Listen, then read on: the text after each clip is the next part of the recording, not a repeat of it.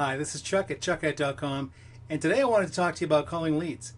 This is probably without question one of the most scariest things that I ever did, short of diving off the 5-meter diving board.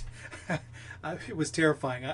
Calling leads, is crazy because, 30 some years of age, you would think that picking up the phone would probably be not that intimidating, but picking up the phone and calling somebody and introducing them to a business opportunity terrified the hell out of me. And I don't think that it took probably about, it was probably over 6 months or a year before, I totally got over this anxiety. So if you have anxiety, well, you might get over it quicker than I did, and hopefully when I'm done sharing what I'm going to share with you, it will. But anyway, calling leads is scary. So that being said, I want to give you 5 tips today that can really make a big difference in your success with bringing people into your business. The first thing I want to talk about is smiling.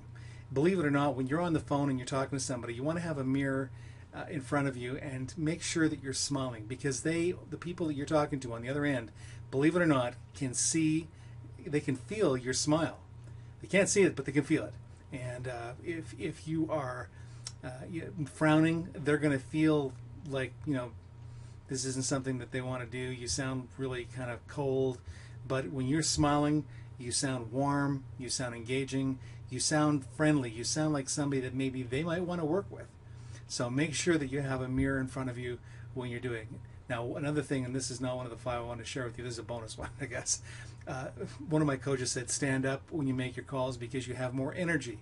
Believe it or not, when you stand up and you make phone calls, you have more energy.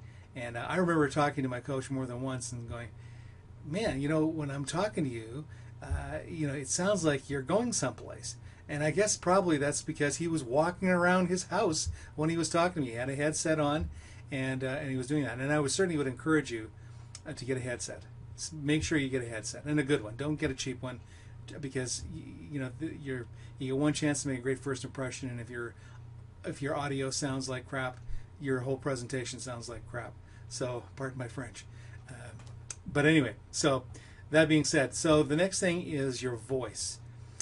When you're talking to people, it's very easy to get into, not having the right voice for talking to somebody. And let me tell you what I mean by that. You can have the voice like a policeman, and you sound really stern. Hi, this is Chuck, and I'm calling you requesting information about working from home, and you sound like you're ready to arrest them. And maybe you may not even be aware of it, but it's something you might want to do is record yourself talking, and then see which category you fit in. You might sound like a doctor, So, how long have you felt this way? And you kind of got this inquisitive sound in your voice. Or you might sound maybe like maybe you just answer the phone. You're working in a dental office and you're booking appointments. Hi, this is blah blah blah, and I've got a business opportunity that you might want to take a look at. Is this a good time to talk to you right now? And you get this really quick, kind of curt, kind of brief. You don't sound very warm. You don't sound very engaging. My recommendation is that you talk to somebody. Imagine you're talking to somebody who you really care about. Your wife, maybe your mom, your grandma. Somebody who you really love and really respect and care about, and use that voice when you talk to them. One of my coaches, one of my very first real, man, he was amazing. This guy was, I've never had anybody, I've never worked with anybody who was as good on the phone as this guy. I said to him, hey, look, Dale, I want you to call a lead for me. I want to listen to this because this makes me really nervous when I'm calling leads. And he said, yeah, sure, no problem. And so he called this person up, and man, he was like, it's like he was going to invite himself over for dinner to this guy's place. I mean, he just sounded so doggone at home talking to this person. Hey, George, how you doing? And George goes, good, and goes, yeah, George, it's Dale, and you requested information about working from home, and so I just thought I'd give you a quick shout and see what's going on. Is that something you're still looking to do?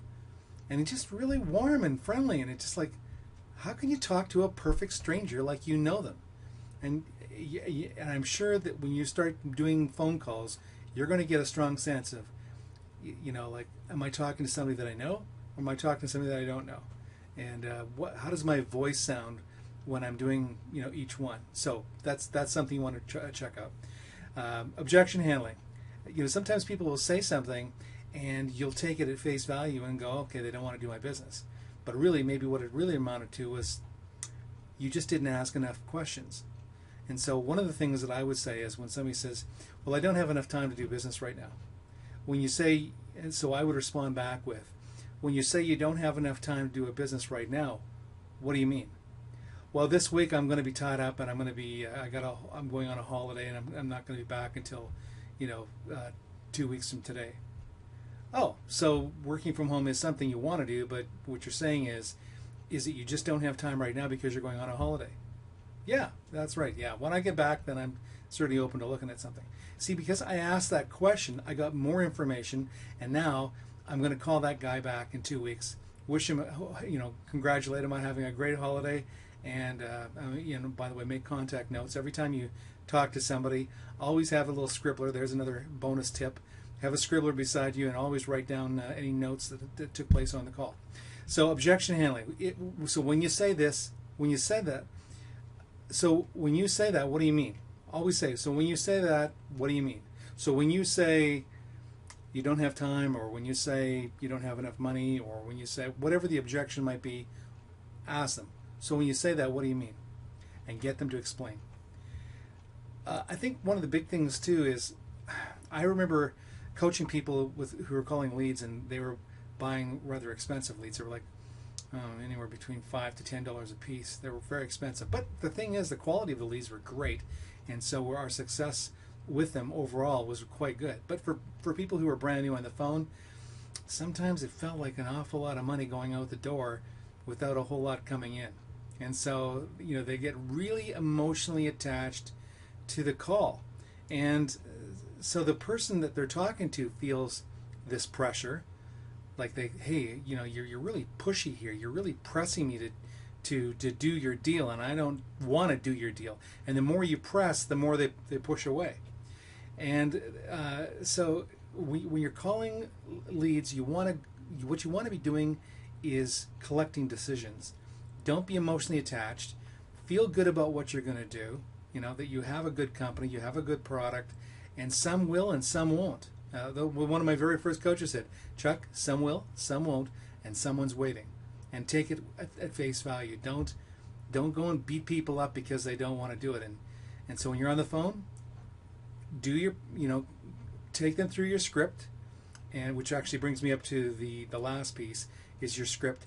Some people say now, and I was one of them, when I first got involved in network marketing, I had a script that I was given that I was supposed to say to people, and I looked at it and went, oh man, I can't talk to somebody on the phone with a script. That's just crazy. You know, I feel like I'm boxed into what I have to say, and I got to shoot. You know, I gotta go loose. And so when I got on the phone and I was trying to explain this business to a couple of my friends, first thing I noticed was I was completely lost. I had no idea what I was saying, where I was going, and they could feel it. They could feel I was, you know, kind of confused. And they go, you know, Chuck, thanks, but you know, we're really not interested at this time. But good luck, though. You know, and so I thought, you know, maybe there is some merit in scripts. Think about this: you go to a movie. How would you feel if you were watching a movie and the actor couldn't remember his lines, and you're watching this drama, and you're at a great point, and then the actress kind of stammers and stutters, and they seem to be lost in what they're saying. Well, but in contrast, you go to a movie, and by the way, I've yet to go to a movie where the actors can't remember their lines. They edit those things out. But you know, you go to a movie and you feel in a really good movie where the actor actually is that person that they're portraying to be. That is what you call a great movie, and you buy into it. You buy into it. I remember watching American Idol, and one of the judges said to the singer, "I don't believe you. I couldn't believe you when you were singing." And at first I thought, what do you mean you can't believe him? He was singing a song. What do you mean believe him? But in a song, you're telling a story. And if you don't, if you are not tied to that story, if you don't sound genuine, then they're not going to believe you. And it's the same thing with your business. If you have a script and all you're doing is just kind of reading it, like, hello, Mr. Jones, how are you? Blah, blah, just a minute, I got to read my script. And I remember, it's interesting. Confession, I actually had one lady that I spoke to, and she said, are you reading a script while you're talking to me? And I went, yeah. Well, don't. I don't want you doing that. Well, the truth is, you shouldn't have to read your script verbatim. You should already have memorized. One of my coaches told me to go stand out in front of a tree and say the script to the tree.